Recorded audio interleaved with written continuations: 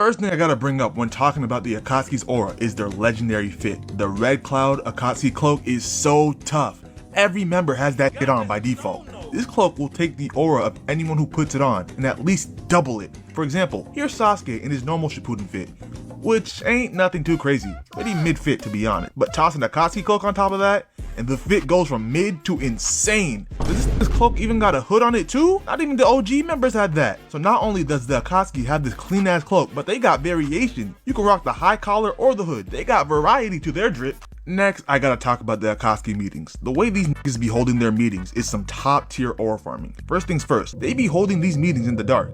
And at first you think that would obstruct the aura farming, but nah. This is where the Akatsuki prove why they are all some top tier aura farmers. In the dark, all these niggas got custom holograms. Not only are their holograms fitted up, I know y'all peep the Akatsuki clouds, but the way their whole body is holographic and then the eyes are normal, that looks tough. And finally, each of them posted up on the ghetto statue finger, just peak aura synchronization. Now onto some auraful moments from the Akatsuki, and what better place to start than the very first pull-up we ever see from them, when Itachi and Kisame walked right into the Leaf Village. Peep this. First thing we see is both Itachi and Kisame hitting a slow auraful walk up to the village gate. The guard at the gate tries to check him, but clearly he hasn't been aura farming enough as a shinobi, because one glance from Itachi is all it takes to make this man pass out. Bro moving like Michael Jackson, people just feigning off his presence alone. These two proceed to walk through the village untouched, just frolicking in their ops front yard without a care in the world. Until Asuma and Kurenai finally pull up to try and press them for answers. But even in a situation like this, Akatsuki members gotta keep their composure and stay auraful. Just watch how Itachi handles it. First he plays it friendly, telling them it's been a long time just to lower the guard. Then he hits them with the straight aura, a subtle hat lift, flashing that Sharingan, immediately putting fear into both Asuma and Kurenai, breaking the press. And now that he's in control, he really starts farming. He takes off the hat completely, but something a lot of people miss here, that camera shot of the hat coming off, it's not for the hat. That's Itachi showing off his custom Akatsuki ring. Just look at how much time they spend with it in frame. And if you thought he was done farming after flexing the ring, nah. They cut to a full body panda, cloak blowing in the wind, one arm out like he got it in a cast. And under normal circumstances, we'd be questioning, why is this nigga doing all that? But with Itachi, we know it's because it adds to the aura. Don't let Itachi's abundance of aura distract you though, cause Kisame's not about to be left out. He grabs his hat, flashes his ring too. Then they hit us with a shot of his headband showing the slash through the middle. Nothing as crazy as what Itachi just did, but you can't blame him. When his partner is purposely letting himself get put into genjutsus just so he can aura farm by reversing it last second and flexing on Kurenai. Genjutsu like that doesn't work on me. In fact, deadass. What were you thinking? Using genjutsu on a nigga with not just a Sharingan, but a Mangekyo Sharingan, like Kisame. Am I bugging? You ain't. I don't know what the f she thought she was doing. Genjutsu on a Uchiha with a Mangekyo at that? Why would she do that? Hey, that's your girl, right? Why would she do that? Nigga, why you asking me? Look, all I'm saying is Leaf Jonin should not be this sorry. Nobody in their right mind uses genjutsu on a, you know what, I'm wasting my time. Kisame, let's just pack these two up and skedaddle. We're not done with Itachi and Kisame quite yet, cause next I gotta talk about when they ran up on Naruto and Jiraiya. Before any action even goes down, we get a shot of them watching from a distance, and you may be wondering where the wind is coming from. Well, obviously, they're using wind style to make their cloaks blow. And peep Itachi, posted up like Gon after running up on Pito. Jump ahead to Naruto's room, he hears a knock. Goes to open the door, and standing there is Itachi, Sharingan on full blast, just flexing the dojutsu for no reason. Jiraiya ain't nowhere to be seen, and there's no way a Genin Naruto at this point is putting up any kind of fight.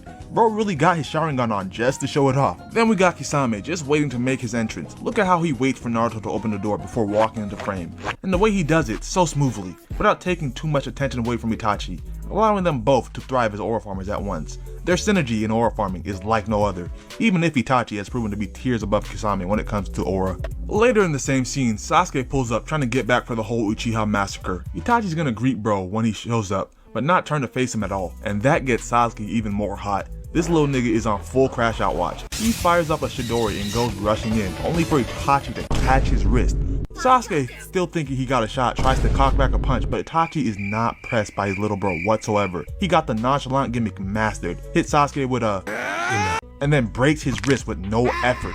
Kisame, seeing the aura Itachi is getting from pub stomping his little bro, can't get left behind, so he swings Samahara at Naruto, who's trying to build up some Nine Tails chakra, and absorbs it. And just look at the pose this man hits afterwards. These two saw that the threat of Jiraiya was nowhere to be seen, and instantly started farming clips on these 12-year-olds. You really thought you could slide for the Uchiha with those weak-ass attacks? Little nigga really thought he was on timing in his little ninja romper.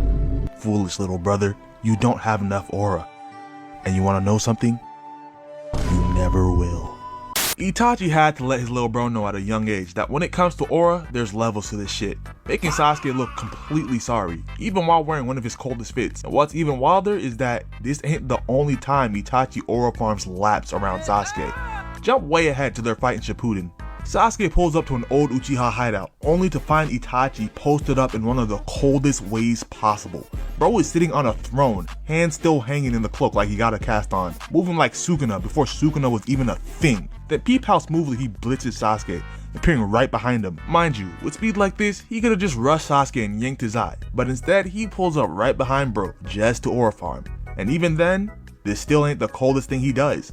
The two of them exchange some hands. Sasuke looks like he's getting the upper hand, even stabbing Itachi and pinning him against the ground, only for Itachi to calmly point at Sasuke, then point at the throne. Sasuke turns his head, and there's Itachi still sitting on the throne, untouched, aura fully intact. In fact, his aura stock just went up after that maneuver, because Sasuke realizes he's been fighting a genjutsu this whole time. Just masterful technique from a clear-cut top-tier aura farming shinobi. Okay, last moment from this duo before moving on. Peep this. Kisame and Itachi pull up on Roshi, the Four Tails Jinchuriki, and look at how Itachi is chilling by the cliff, not worried at all about the fight that is going on. Speaking of, cut to Kisame and Roshi scrapping, and we finally get to see what Kisame has in his aura farming bag. Not only does he solo the Four Tails, but he also uses the water from his own jutsu to create rain for his dramatic finish background. Then jump ahead to him and Itachi yapping it up after beating Roshi. And instead of picking up Roshi's body like a normal person when they leave, Kisame flings the body over his sword and casually swings it over his shoulder, not letting the extra weight mess with his aura dynamics at all, proving that even if he ain't on Itachi's level, he is still an elite aura farmer in his own right. With all the moments from these two, and honestly just Itachi alone, I could spend the whole video running through auraful moments, but this is about the Akatsuki, so I gotta show how the other members get down when it comes to aura farming. Next couple of moments, we gotta talk about Hidan and Kakuzu. Peep this. The scene kicks off with Hidan posted up on the steps, posing while he waits for Kakuzu to return. And just when he thinks he has, he gets snuck by Team Asuma, who thought by catching him lacking, they not only packed him up, but stripped him of all his aura. But to their complete shock, Hidan is perfectly fine. And not only that, just like Itachi, bro got that nonchalant gimmick unlocked, completely unfazed, aura still intact. And then we got Kakuzu. Seeing his mans getting jumped, he pulls up with the quickness, ready to blow Shikamaru's head straight off with a haymaker from hell. But Hidan tells him to chill out and stay out of it. Hidan starts running the 2v1 against Shikamaru and Asuma, and peep how he sets up the big reveal for his jutsu. He waits for Asuma to cover the field in smoke, and activates his technique. And while yeah, some people will say, he only did that because he knew if he got hit, it would reflect back onto Asuma. That's not the only reason. He knew when the smoke cleared, all eyes would be on him, creating the perfect aura farming setup.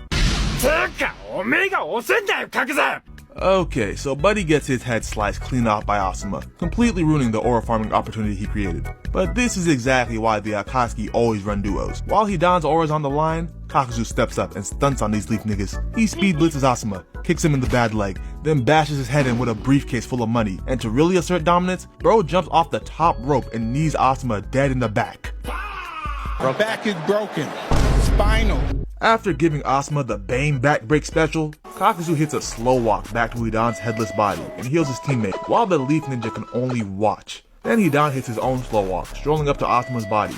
And just look at the angle the cameraman is getting. Bro was waiting for a shot like this, arms in the air, ready to finish the job. Asuma manages to delay the kill shot, but all that does is give Hidan more time to replenish lost aura. Just look, when he gets stabbed by his own weapon, a gust of wind comes in.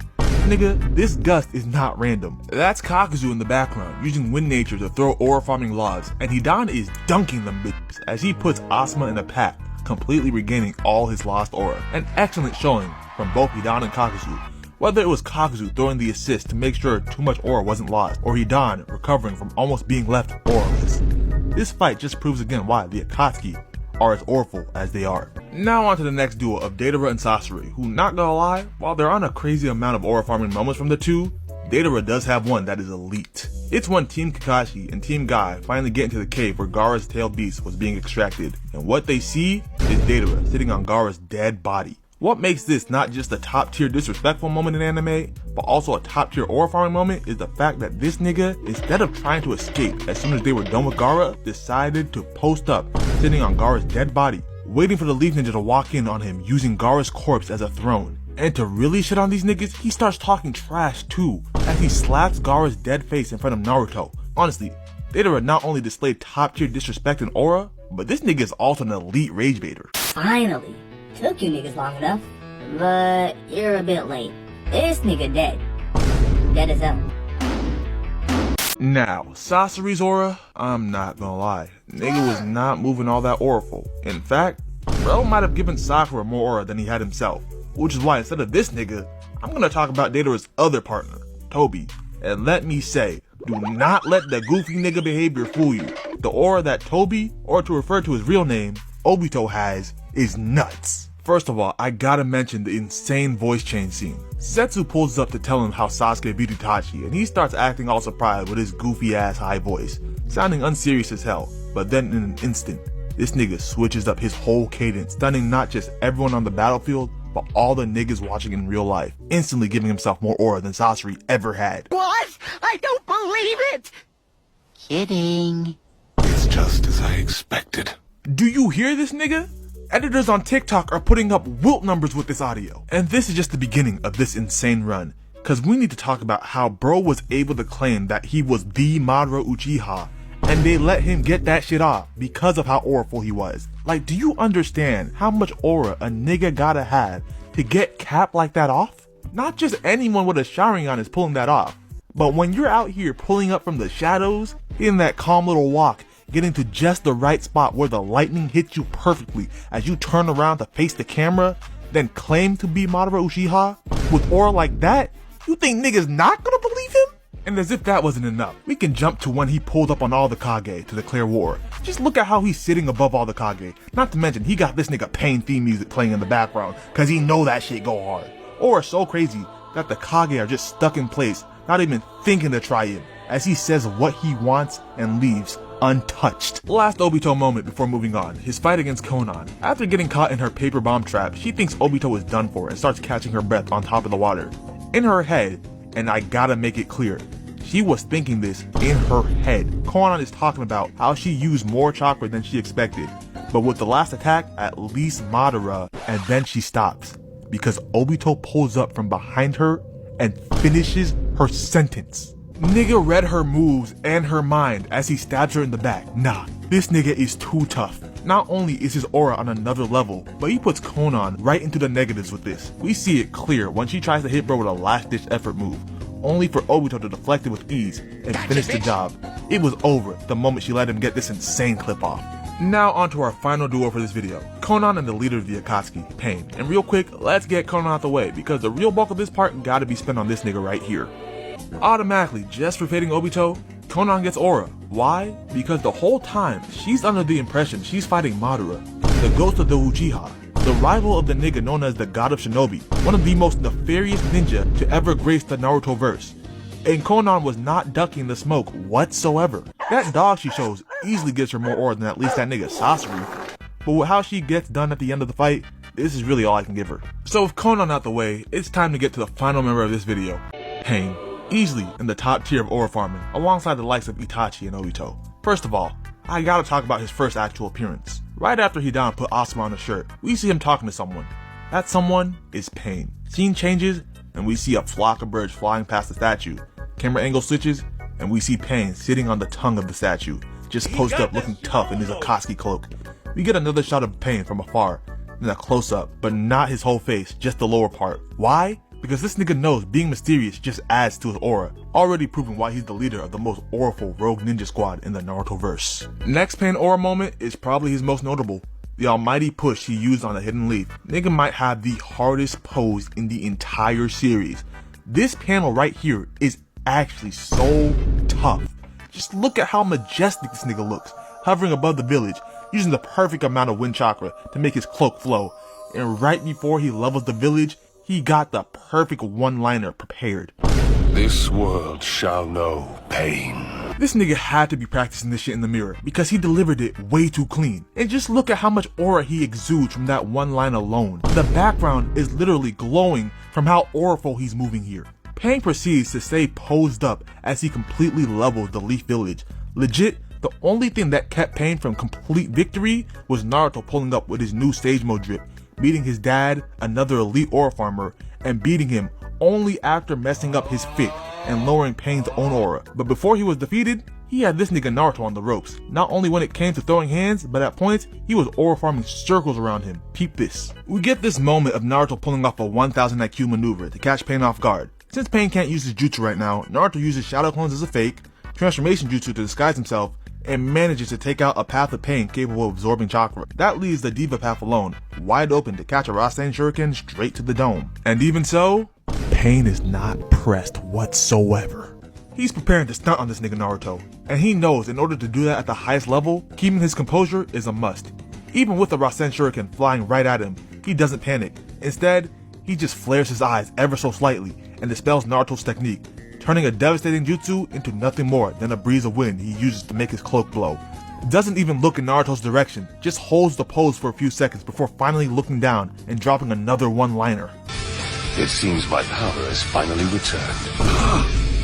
And that's just one example. This nigga Pain can't stop after flexing on Naruto once. Jump ahead, after Pain packs up the Elder Toad with a universal pole, he runs it back. This time he pulls Naruto in, slams him to the ground, stabs him in the hands, and shows off his Rinnegan, leaving Naruto frozen by the aura he's witnessing. And just when you think he couldn't get more auraful, Pain bends down and hits him with... Has this tamed you at least a little, Nine Tails? This motherfucker don't miss. No, he's fucking good. That motherfucker don't miss, man. He's good. In the heat of battle, he don't miss. No. In the heat of controversy, he don't miss. No. Nah, this nigga got the one-liners on lock, literally talking down to the main character. His aura is so strong, it's temporarily defying plot armor. But even then, to me, Pain still hasn't dropped his best line. Jump ahead again. Hinata pulls up, trying to free Naruto from Pain's rods, and gets eviscerated in the process. Nigga Pain lifted her up and slammed her, and to finish the job in front of Naruto, he puts a rod straight through her dome and delivers this cold monologue about Pain. Like, this is the type of speech he for sure practiced in front of the other paths. Nigga didn't stutter once. In that final phrase, before Naruto loses his shit, Yes. No pain. oh my god, this nigga is tough!